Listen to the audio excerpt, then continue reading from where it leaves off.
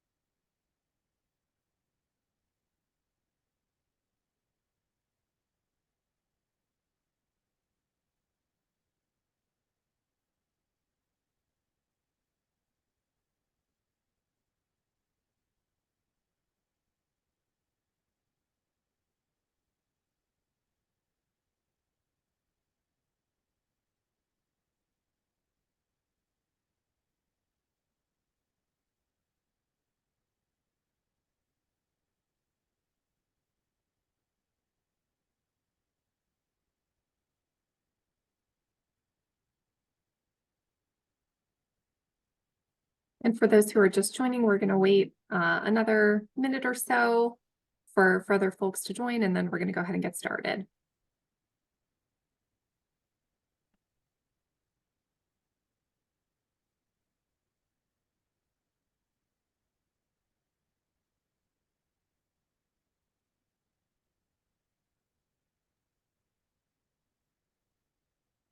So we're a little bit past the hour here, so I'm going to go ahead and kick us off and get us started.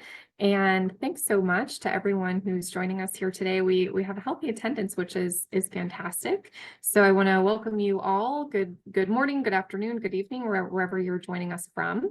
And today we're going to be talking about building benchmarking, and we've got a really incredible lineup of speakers. Avenia from the city of Philadelphia, where she's at the center of their successful building benchmarking program, and Danielle, who works directly with Energy Star quite a lot in her role, which is, of course, the premier benchmarking data submittal platform that we use here in the United States. So a few housekeeping items for folks today. This webinar is being recorded and you will receive that recording in the next couple of days. So please don't hesitate to share it out with folks in your organization or people who might not have been able to attend today. As always, our webinars are free and our recordings are available to everyone, so that should come your way. We also have the Q&A open. If you look on your screen, there should be a chat or Q&A box, and that's going to be open for the entire presentation. We want this to be interactive. We want your questions, so please feel free to use it. And we'll certainly try to reserve some time for questions, but if we don't get through everything, then we will reach out to the folks who sent those offline afterwards and get those questions answered. And with that, I'm going to go ahead and move us forward here. And as I said, we have a great agenda today, and we're going to hear from some amazing folks. And we're going to start with Danielle, and I've got the pleasure of introducing her. So Danielle, if you could please tell everyone a little bit about yourself. Perfect. Thank you. Yes. Hi, everyone. My name is Danielle Somerville. I've been working on the Energy Star project for about 9 years now in a couple of ways, ranging from, UI requirements work to user support to helping with state and local ordinances. So I'm very excited to be here today and help everyone understand how to understand, navigate, and kind of just get the most out of Portfolio Manager. Perfect. So with that, we can jump right in. If you want to go to the next slide.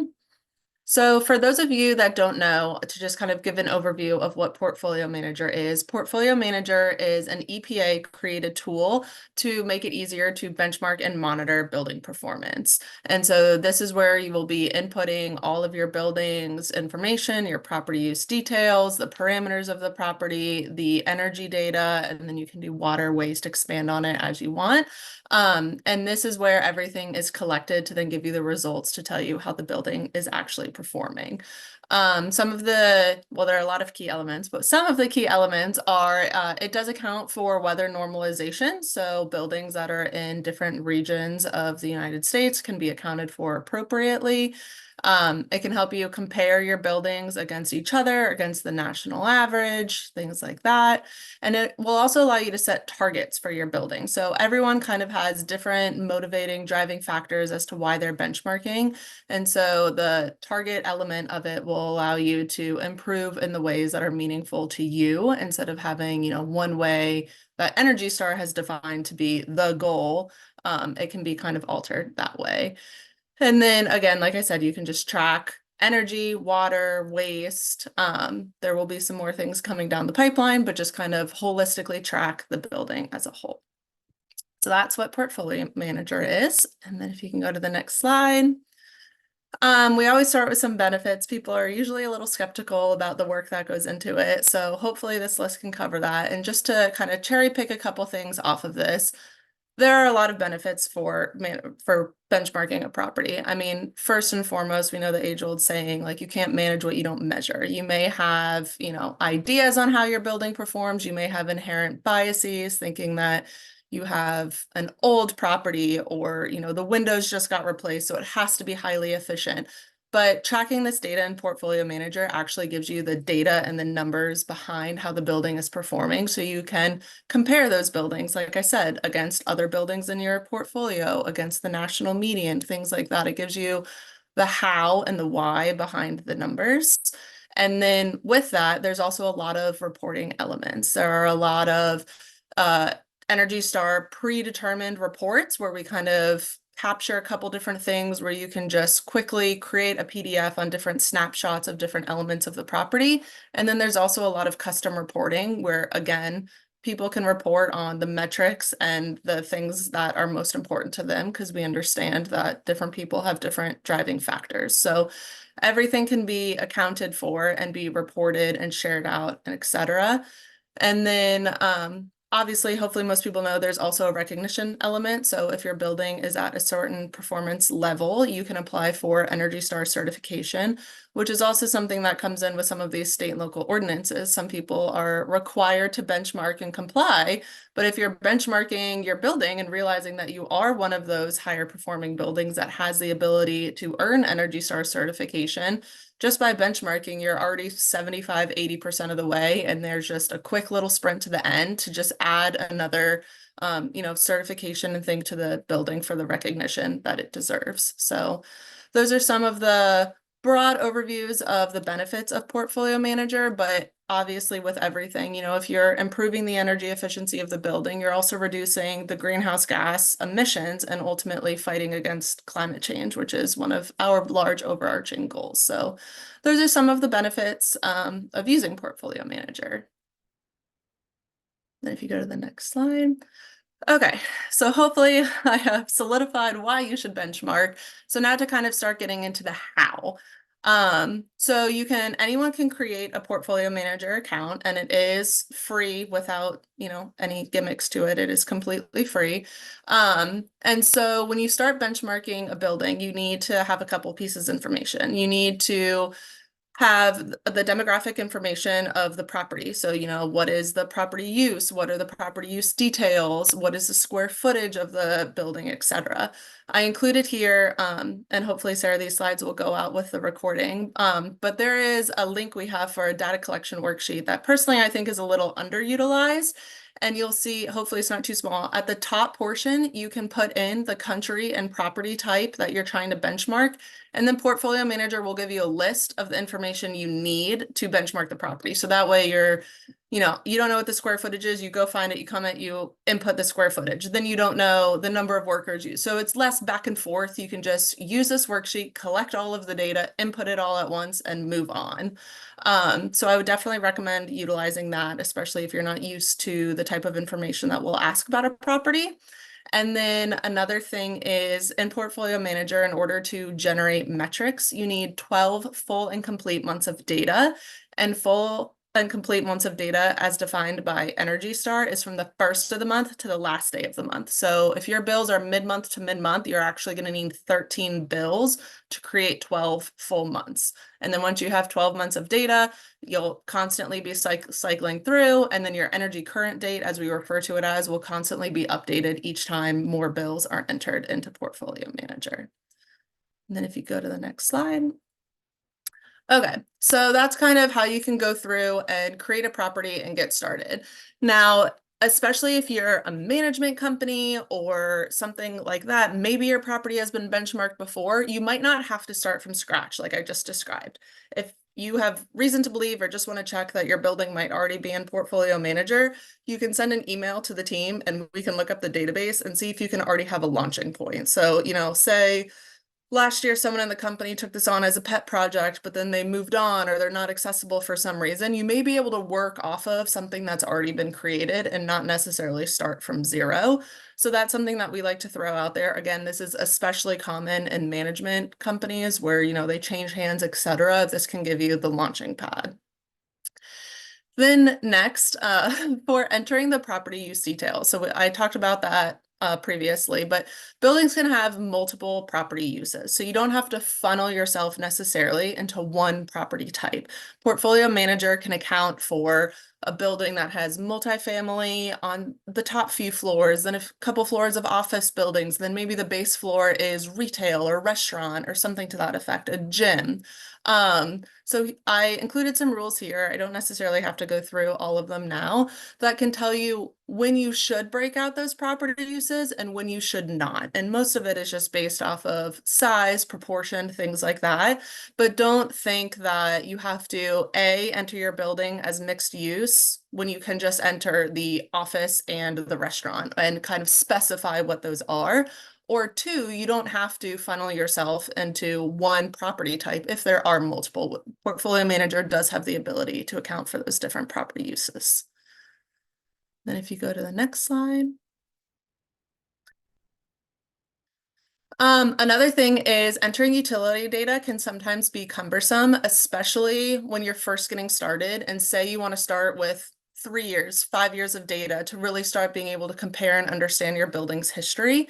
There are some utilities that can provide data either electronically or via spreadsheet that will help you expedite that process and also carry it forward and continue to upload your utility data for you. So again, I linked these in the slides so you can utilize them to look up your utility in either the map if you want to look by zip code, or there's also a fact sheet. Same information both ways, but we do like to point that out that, this can help you jumpstart what you're trying to do. And then if you go to the next slide. Okay, so for the next few slides, I just put together a couple things. Like I said, I've been doing this for almost 10 years now. Common issues people see that I just kind of want to cover to give you guys a jump start before you start running into these things.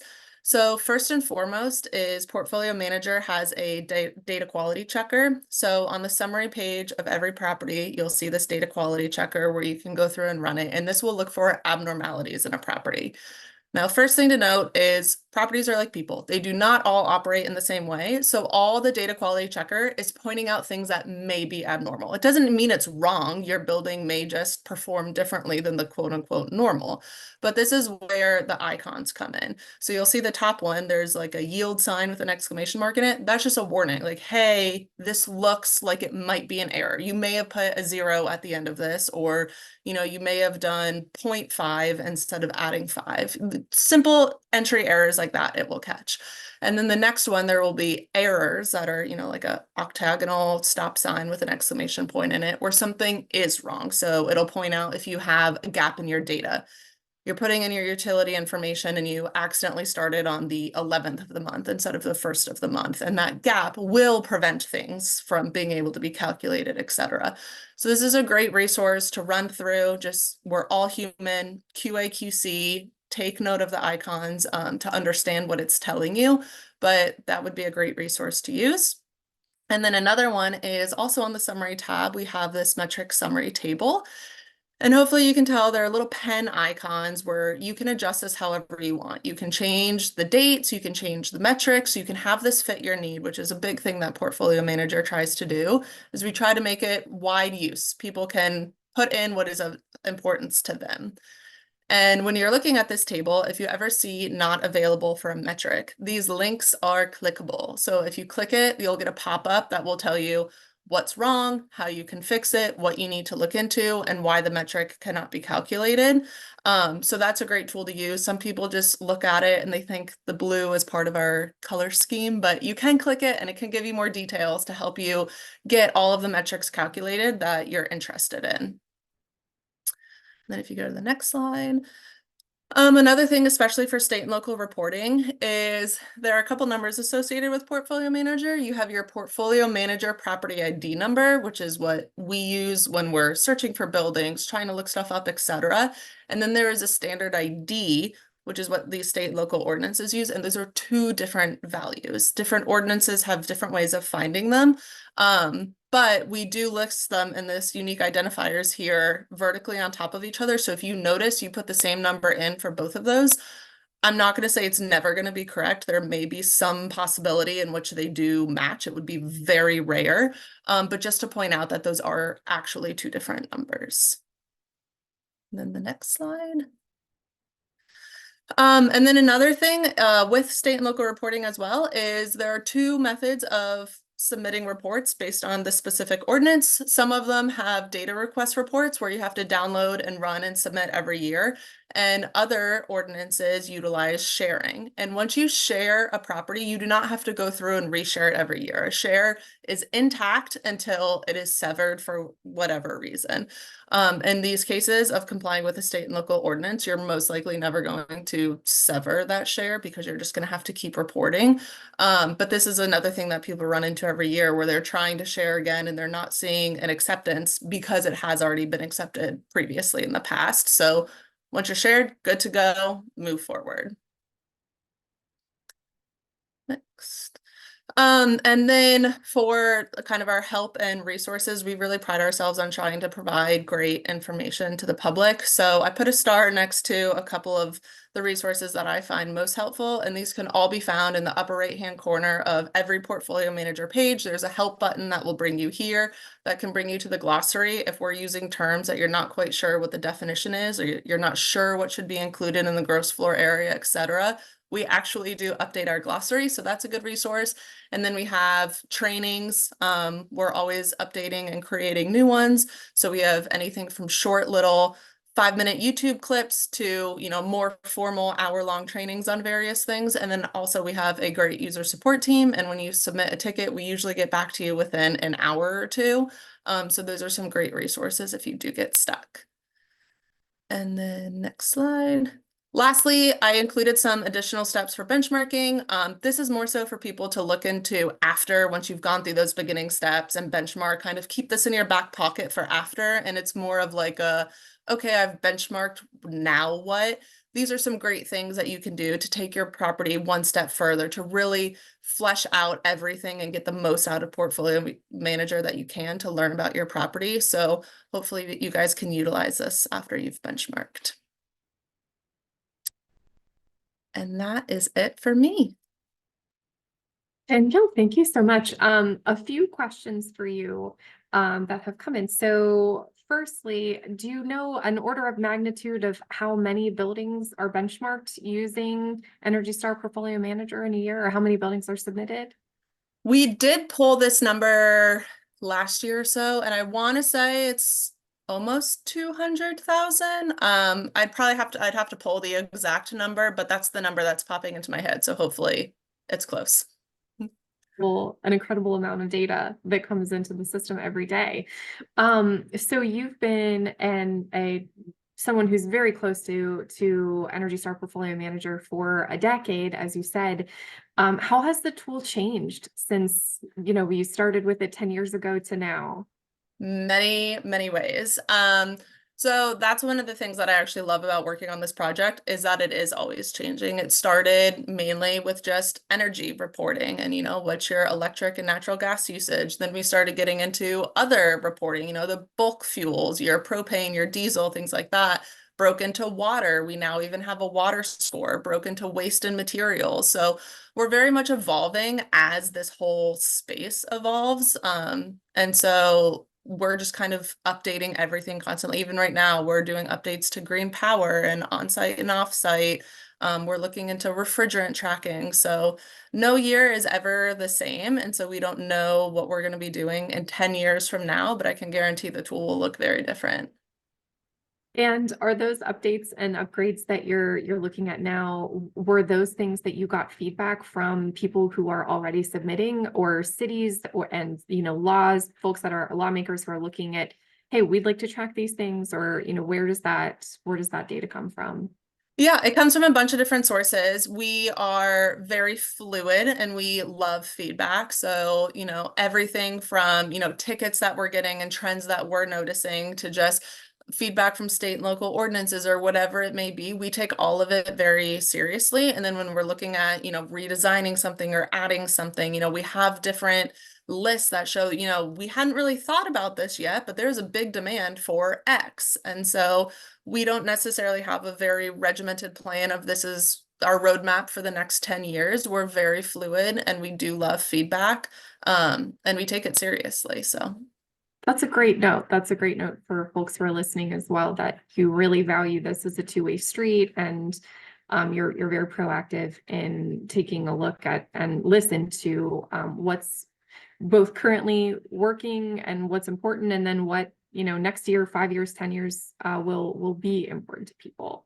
and one thing I Um, guess to add on to that also is that it's not all topical. What I just described about starting with energy, going to water and waste, those are all kind of topical things that we're changing, but it's also usability. There's a lot of work that I'm doing right now on making spreadsheet uploads easier to understand, easier to utilize, stuff like that. So I also want to make it clear that it's not just, what are different elements we can add to it. We always want to improve the usability of the tool as well. Yes. And speaking of that, how advanced of a sort of technology user or a computer user does someone have to be to get started with Portfolio Manager? So there's actually a wide range and we anticipate that. So we have some users that are brand new. They manually enter in, they get their paper bill in the mail, manually enter in all of their utility data. That spans all the way to people that utilize web services, writing scripts, doing APIs, things like that. And again, the tool is built for that wide range of uses. The information that we have out there, the help technical documents, the FAQs, the glossary, everything has that range of users in mind. So you can honestly be the whole, if you have a computer, you can do it. And that's really the only minimum threshold that you would need. And there are resources to help you, whatever level you're at. And last question, can you elaborate a little bit more on a building score and kind of how one gets a score for their building, kind of what that score means, how they can improve that score, those sorts of things? Yeah. So in Portfolio Manager, you'll get a 1 to 100 score. 100 is the best. And so what you will do is when you input all of your property use type information, the property use details, the utility data, all of that, the system will aggregate that based on the model for the property type, the size of the property, the use details you entered. So that way it's considering the use, a building that is 10,000 square feet and has maybe 100 workers is not going to use the same amount of energy as a property that has a data center or 1,000 workers or anything like that. So Portfolio Manager will take all of that into account when coming up with the score for that specific property. And then we also have a goals tab. So if you get your score back and you see that you have a 67 as your score, and you're like, I really want to get to that 75 so I can apply to Energy Star certification. In your goals, you can set your target Energy Star score at 70, and you'll see the energy difference that you need to make up to get to 70. And so you'll see the kilowatt hours that you'll need to reduce your property by, etc. You can do a building audit. We have a treasure hunt where you can find different ways to save energy. Then once you hit 70, do the same thing, plug in 75. You have a new gap to kind of help your building improve over time and to hit the goals that you're curious on. And actually, we've had a few more questions come in. One of the questions, can this be used for smaller or medium-sized industrial plants? Yes, so we do have an industrial, commercial and industrial section that we send properties to. They do have slightly different metrics that they use, but I can also send you a resource on that. When Avina's speaking, I'll make sure to look it up and plug it in the chat for you. Perfect. Is this similar for houses to get an Energy Star rating? So are they sort of a similar, the rating that a building would get, is it kind of similar to that a home would get? So yeah, we do have a single family home property use type that you can enter and use, and it'll be the same thing where you enter in the size, the property use details, the utility information, and then it'll spit out a score. You can utilize the goals, targets, reporting, all of that will be the same. So you can I track my home. In your experience, what do you find to be better, or are there major differences between data that's transmitted directly from a utility to portfolio manager versus kind of gathering and then sending in those billing statements?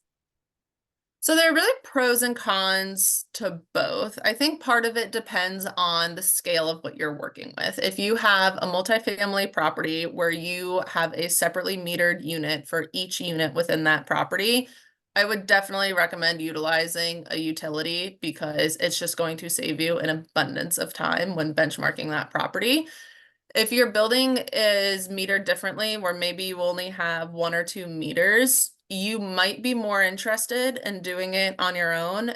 But again, it kind of depends on your style. I know when I do things manually and I'm looking at it, I'm more likely to notice like, oh, this value is significantly different. And you can still get that information if a utility uploads it throughout reporting or things like that. But utilities can also make mistakes. So I think whether you're doing it or the utility does it, you still have a level of due diligence on your end to double check it. But the same goes for reporting, whether you're doing it or they're doing it. You have to make sure that the numbers are checking out the same. So I think it's just kind of personal preference and probably the way the meter is set up for the timing. And we've had a number of others come in. I'll ask a few more, and then we need to save time for Avenia and the city of Philadelphia as well. A general question about, given increased concerns around hacking and cybersecurity and things like that, how has Energy Star Portfolio Manager evolved to keep all of that data safe and secure and in the right hands? Yes, we have 2 specific teams that work on that. I am not one of them, so I can't give you complete specifics, but I know we do have 2 dedicated teams that work on that and are constantly updating and tracking and making sure that everything is safe. I would probably have to reach out to someone else if you're looking at the exact processes they use. That is not something that I have ever worked on. But I know we do take it extremely seriously. There is a lot of data security. We haven't been hacked, so that's good. What they're doing is working. But like I said, we do have dedicated people that specifically work on that. Yes. And final question, there are a lot of performance indicators that you can set up to benchmark, and folks who are just starting out or beginning in their journey, it might be a little bit intimidating or hard to know kind of where to start. So, you've benchmarked, you've got the data. Where do you suggest kind of starting and digging into those measurements and kind of starting that journey of, okay, let's really evaluate our building health from here and make some changes?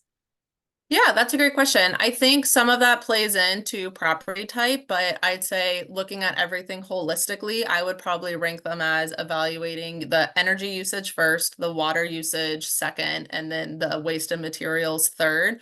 Obviously, that can shift based on your property type. If you use a lot of water for whatever reason, you may switch that and make that top. But I would just look at things like your overall site energy usage, your energy use intensity, and things like that. Compare that to the national median to just kind of get your footing on as to where you stand.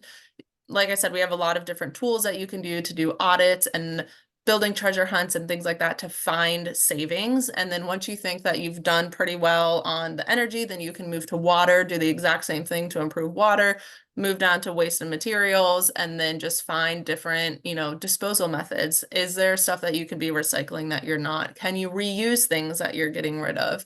And just try to tackle it that way. But we have tons of resources on everything. So depending on how deep you want to get on each one before you start tackling the next, again, some of it just comes down to how that specific building operates and what their driving motivators are for benchmarking. Danielle, thank you so much. There are some additional questions, so I'm going to hang on to those until the end of our time. And if we can't get to them before the end of the hour, then Danielle and I will connect offline, and to the folks who asked those, we'll make sure to circle back with you. So Danielle, thanks so much.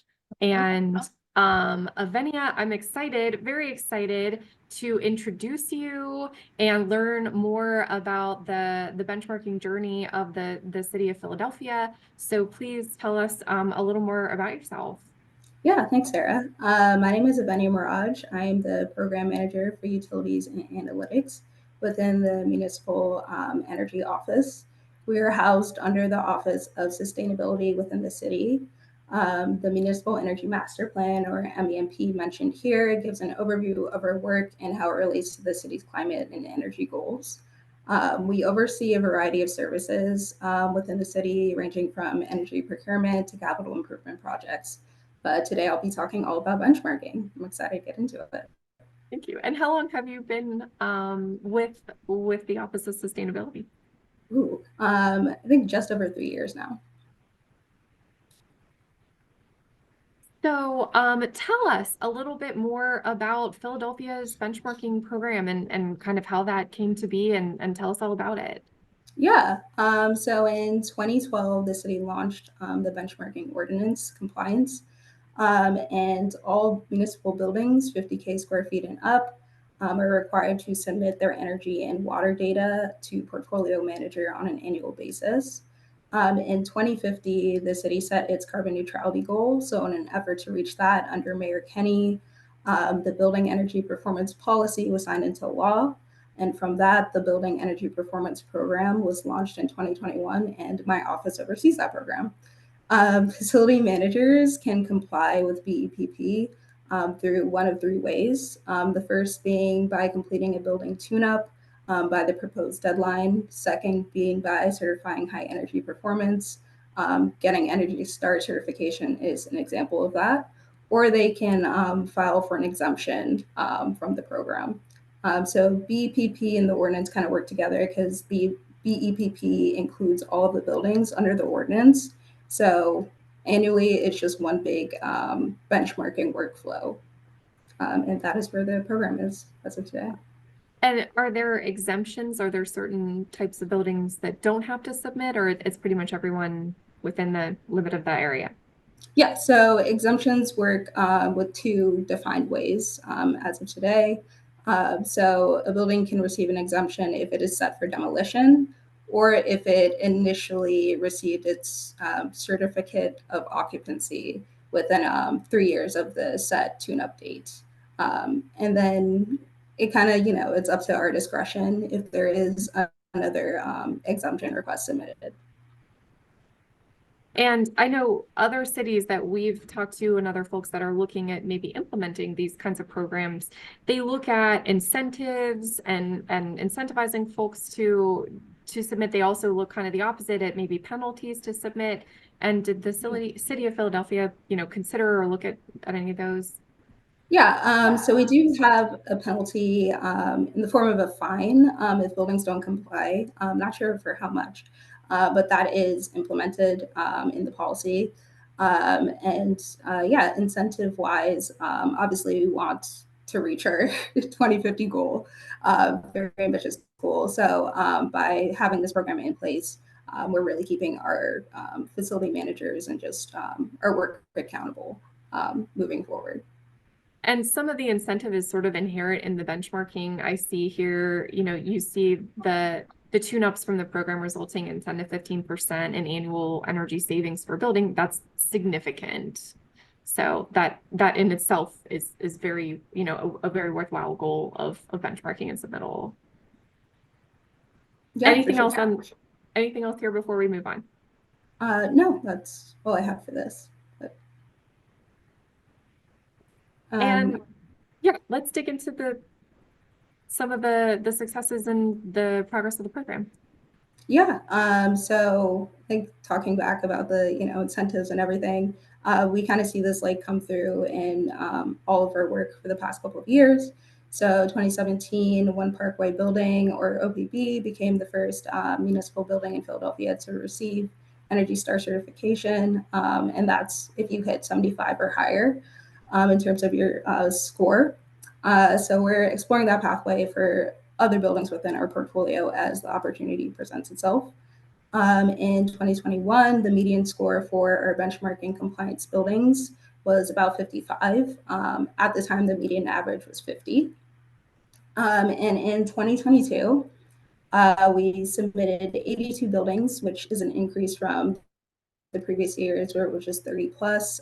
So the 30 plus included all buildings under the ordinance, but in an effort to lead by example and also get a better idea of how our buildings are performing, we submitted buildings with 20K plus square footage. And that's an effort that we are hoping to continue supporting moving forward, possibly looking into even expanding that further. Through BPP, 14 of the compliance buildings have reached compliance through that program as of today. And lastly, I think a really great thing about this is that we get to work with external partners through benchmarking. So portfolio manager is a really great tool, and it makes it easy for us to have data sharing capabilities between us and external partners. DOE is one of the ones mentioned on this slide. But that also helps us create actionable items that help us reach our goals and reduce our energy use throughout our portfolio.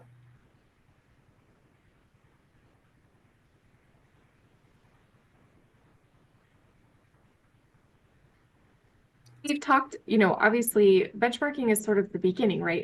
It's not the end. It opens up all kinds of doors and there's all kinds of things to be done with that data. And I know the city of Philadelphia from our discussions is doing a lot internally and externally. So I'm excited to hear about especially these three things, but everything that you're doing internally with that benchmarking program and with the data. Yeah, of course. So BPP is the biggest one. We kind of talked about that already. But like you said, that is such like a great program. It helps us see 10 to 15% in annual savings from buildings annually once they undergo tune-up. So great program there, and also allows us to participate in rebate programs as well. The BMP, or Building Monitoring Program, I haven't really talked about, but that has everything to do with building automation systems, or BAS systems. So approximately 20 facilities use BAS. That actually includes our quadplex building, which are the 4 largest downtown buildings within our portfolio, and that includes City Hall. So what BAS systems do is they provide more granular data for us to look at. So for example, I could look at how an HVAC system is performing in City Hall. And that's really great because it helps with reducing energy consumption and utility costs, and also making sure our buildings are running more efficiently. So that's also a great program that we use to look at the data internally. Externally, in the next slide, I can talk about that. So this is a screenshot of the BEPP tracker. It's a GIS tool, and it basically shows all the buildings that are under compliance and where they're at within the program. As I mentioned before, 14 have been completed, and you can kind of see where everywhere else is at within the program there. We also share this data through Energy Cap. We have a front-facing dashboard that has most of the compliance buildings shown. and it shows the most recent Energy Star scores, which is pushed through Energy Cap to Portfolio Manager. So it's nice to have that nice little data linking. And then finally, we also talk about this a little bit in the Municipal Energy Master Plan, where we go over annually all of our achievements. So we talk about all of these benchmarking initiatives in there as well. So Yeah.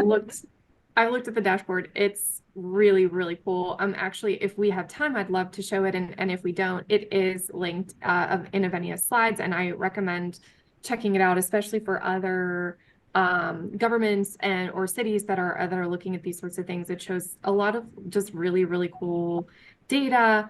Have you gotten a lot of feedback from folks on the dashboard or on just all the communication to residents? You know, what do they think? I think we get a lot more feedback with internal stakeholders.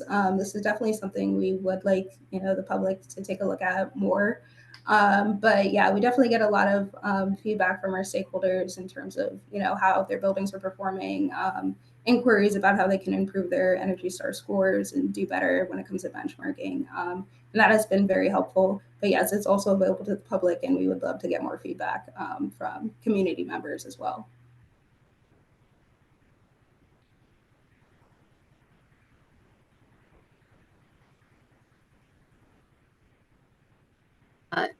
I believe this is one of your final slides, but this is something that the city has really put a lot of heart and soul and effort into. It's a program that's come a long way and would love to just know, obviously we talked about Energy Star Portfolio Manager. Energy Cap always loves to hear that Energy Cap utility management is in the mix. So just would love to hear a little bit more about kind of the technology and the tools and advice for other municipalities and cities and folks, building owners, everyone that are sort of new to this, what your process is, how that's going, and kind of the tools that you're using. Yeah, of course. So the process starts pretty much internally, kind of like a pen and paper style thing. We have our square footage data that we compare with databases across different departments in the city, as well as talking to facility managers and other stakeholders about building characteristics, which I think Danielle talked about a bit, but like that's occupancy percentage, things like that. Number of workers, how long they're working in there, those types of things. And that can be kind of hard to track down, but once we get that and we verify all that information, we're able then to set it up in Energy Cap and Portfolio Manager. So Energy Cap is great. All of our utility data comes directly from our vendor, and then from there goes immediately into Energy Cap. So for the most part, all of our buildings are pretty much instantaneously since when we actually receive the bills being updated in terms of their data. So once that's in there, we make sure that the building is also set up properly in Portfolio Manager with the square footage details and the building characteristics. And then from there, it's a very, very easy process. Energy Cap makes it easy to link meters between Portfolio Manager and the database. So honestly, it's just a simple click. And once we submit that, we have like instant feedback on the data from Energy Cap and Portfolio Manager as well. So Energy Cap will tell us when a data submittal is, ready to be submitted, if it's incomplete, if there's any anomalies with the data that we need to address. And it's the same thing with Portfolio Manager. If you go on that end, it will show you gaps in meter data, any anomalies as well. So from there, it's super easy to get the data in, and then we just push the data, and it's as easy as that. But yeah, that's it. That's our process. And did you already have Energy Cap utility management in place before the benchmarking program began, or was that something that you kind of wanted to automate the process a little more and you brought us in after? Ooh, that's a great question. And if you don't know, that's okay. Yeah, I'm not sure of the timeline, but I know since for as long as I've been here, we've had Energy Cap, and automation has been a central part to the operations in our office because we collect so much data just for thousands of buildings, vendors, So to be able to have those like automation tools accessible has definitely been a help, and I can't imagine that it was any easier without them. So yeah, definitely, it's been a great help in our benchmarking process. I'm very glad to hear that, as you have a single source of truth, which is, to your point, with a building portfolio so large, is important to have. Mhm. We're getting bunches of questions, so I'm happy to start those. Or are there any other things that you'd like to talk through with us, or we can start questions? I think I'm ready for some questions. Yeah. Okay. So we were lucky to learn a lot today about Energy Star Portfolio Manager. And of course, you have talked through that the City of Philadelphia uses that as your submittal platform. What do you like what do you like about Energy Star Portfolio Manager as a tool? I think it's very organized. I will say that. It's very easy to make building groups within the actual platform, which has been so much of a help, especially as I mentioned that we're exploring kind of submitting more and more buildings, not just for us, but for external partners at DOE to help us become more energy efficient. So being able to have that organization and being like, these buildings go here, these buildings go over here, wherever it may be, has been super helpful. I also like I think setup spreadsheets is the word in Energy Cap. I think it might be similar in Portfolio Manager, different. But when we're doing like bulk data uploads of like new buildings that maybe aren't included in the platform at the time, having that option makes it super easy to add in new buildings and update characteristics or any information we may have on it. And yeah, it's just super easy for sharing, right? Because we have to share this data with so many people. When it comes to our actual annual submission, it's super simple to create a template and then push it out and get those submissions in. One question we had, historic and landmark buildings, are those exempt from benchmarking, or sort of how do you handle, or if you're benchmarking them and looking at improving those, do you handle historic and landmark buildings differently than the rest of your building data set? I don't believe so. Our program issues deadlines based on square footage information. So your deadline may be different just depending on how big your building is. So you might have some more time to reach compliance, but I don't believe there's any special exemption for historic buildings or anything like that. Like City Hall is under the program, and it's very much being benchmarked yearly. So yeah, basically it's divided out by square footage and how big your building is. And a question I know we're getting a lot that's increasingly coming up when you talk about building benchmarking is involving utilities, right? All of that data originates in most cases with the utilities. And when you're looking at the City of Philadelphia's benchmarking program, how are you working with utilities, and sort of what is that connection to get the information? Um, So I think this is about vendor relations, essentially. So yeah, we work closely with our vendors. We have personal contacts with them, and we just have a pretty baseline system. There isn't anything special that we do. We get our data on a monthly basis, and as soon as we get that data, it goes directly into Energy Cap. So we are getting that data as soon as it hits the database. We are auditing it as well. So if there's any anomalies there that we catch during the audit, then we can go back to our vendor and be like, hey, this doesn't seem correct. Can we get an updated bill, or can you give us a cost breakdown or something like that? But for the most part, our data comes in regularly, and we just use our contacts in the case that there is something that's like an outlier that we're not sure of. Does BEPP envision benchmarking even smaller buildings in the future? Yes, Yeah. it's a great question. So I think I mentioned the ordinance only accounts for 50K plus square foot buildings currently. So those are the ones that are required. But yes, we are working on kind of expanding that program. Like I said, we want to make sure that our buildings are performing as efficiently as possible. especially as we approach the 2050 deadline. So including as many buildings as possible is essential. Uh, it's a big it's a big data push, so it is going to take a lot of auditing and data integrity to get to that point. But like I said, we have kind of taken a step towards starting to do that because last year we submitted 82 buildings instead of the typical 30 plus.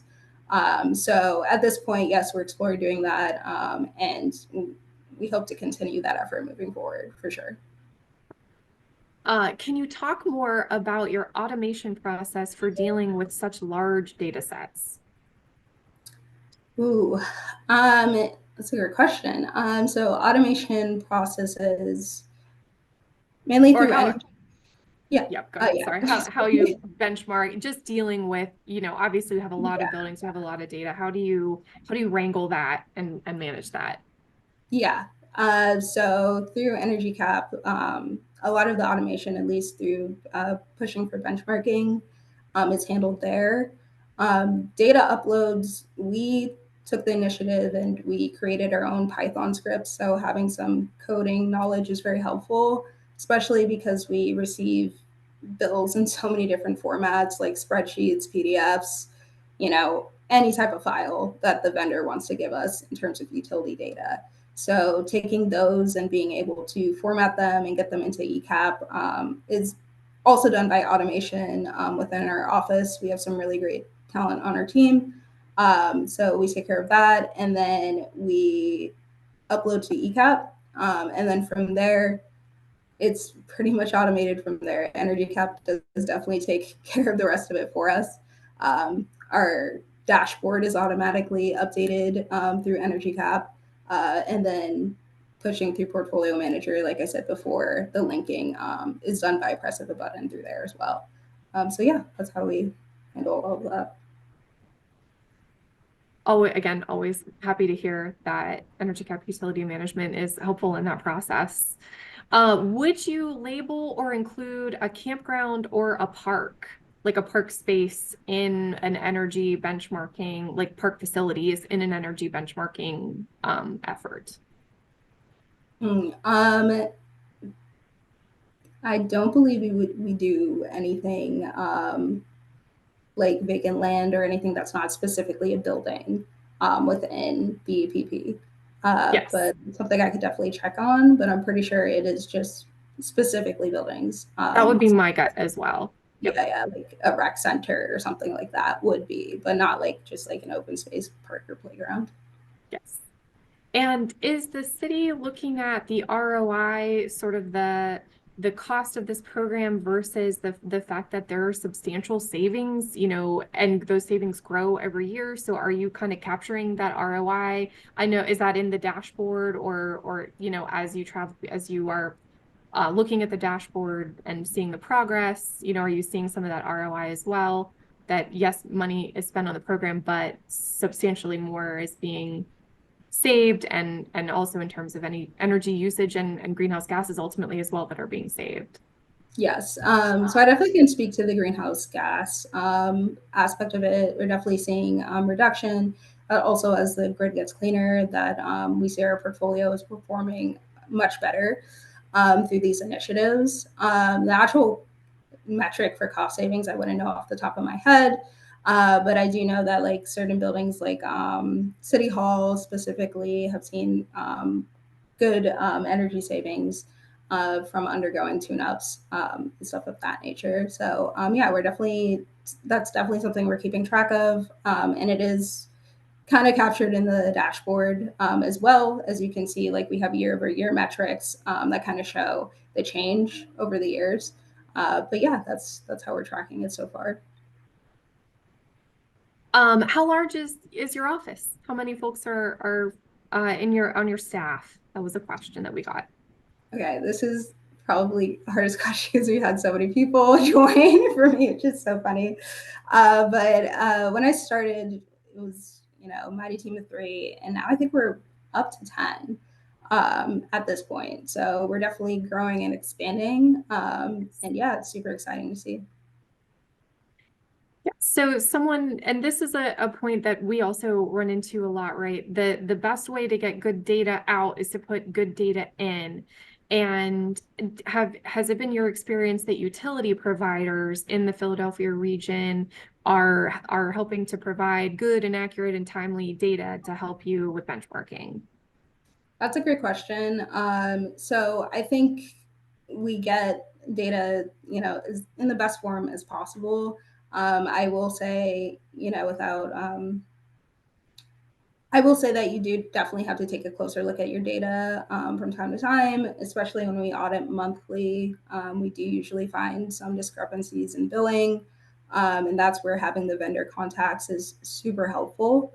That way you can just follow up and be like, hey, this is, not making sense or something like that. But I think it does take a good amount of effort. And if you have the time, definitely just sit down and audit your bills as you get them is super important, just so you can catch anomalies before it kind of snowballs, before all these big data submissions. So, Something energy cap utility management can also help with, by the yes. way. Yeah. So this is a question, I think actually this might be a great question to end on, and it's for Avenia and Danielle both. So Avenia, if it's okay, we'll start with you and then we'll go to Danielle. You are both robust users, obviously, and very experienced with Energy Star Portfolio Manager. What are some of the sort of top lessons that you've learned as you've used it more and more that you would pass on to a beginner? I definitely think one, making sure that your data is as clean as possible is the first thing. Like I said before, catching any anomalies before you get further down the line is very, very important. So, communicating with the people you need to communicate with to get your data as clean as possible is the first thing. I think being ambitious is a really, really good thing. Being able to scope out what you envision for your programs, 5 years, 10 years down the line is super helpful when planning out these things. And yeah, I think just being diligent and pushing forward with, data integrity and what you envision for your goals is super important. And Danielle, what about you as obviously someone who's extremely experienced with Portfolio Manager and has watched it change and grow? What lessons learned would you pass on or advice would you pass on to folks that are just starting? A couple of things that I would probably advise is when you first create a portfolio manager account, well, it's always available, but when you first create, we have sample properties that are already populated with utility data and they already have property use details. I would recommend playing around with one of those sample properties. Like I said, Portfolio Manager is not a one-track tool. It's very much built with the breadth and depth, depending on what anybody's outcome or goals are. So I would play around with a property first because then you can really figure out what's important to you. And maybe you don't care about the utility cost data, or maybe you start benchmarking, then you realize you do care, and now you need to go back 3, 5, 7 years and re-enter all of it. So I would definitely play around with the sample property first to see what it's like, get a feel of what you're interested in, so you can start with the right information right off the bat. Things are obviously editable, but it just takes extra time. So that's one thing I would recommend. Another thing I would recommend is kind of after you've played around with that sample property, come up with your goals and what you are interested in getting out of Portfolio Manager. Since we do offer so many metrics on so many topics and so many ways to do things, it's really easy to kind of start going down one rabbit hole, then get distracted by something else, get distracted by something else, and you've never actually finished any of the goals. We do want to keep all of those metrics available and we do want to keep all of these offerings. So I think just setting a goal of what you're interested in and being exposed to other things and then, pivoting every year, resetting goals twice a year, whatever it may be, will help you get the most out of the tool. And then, to the same, I think it was the same third point that Avenia made as well. But data quality just cannot suffer at all. The better data you put in is the better data you get out and just making sure that you're, you know, crossing your T's, dotting your I's, making sure everything's correct. That's where, you know, the data quality checker and these other things come into play. So you can catch that stuff and catch it early before you start generating reports that might have inaccuracies in them. Well, I want to thank Danielle and Ravenia for your time today. Thank you to everyone who's tuned into this webinar. These were some fantastic questions. Thank you so much for all your participation. There are a few questions that have come in that I will get offline and answer and send out. Danielle, also, you provided an additional industrial benchmarking resource per one of those prior questions. So I will send out those resources, the decks and the recording of this presentation to everyone who's attended. And want to thank you all so much for your time today and for this wonderful discussion. So thank you everyone very much. Thanks, Sarah. Thank you Yep. so much.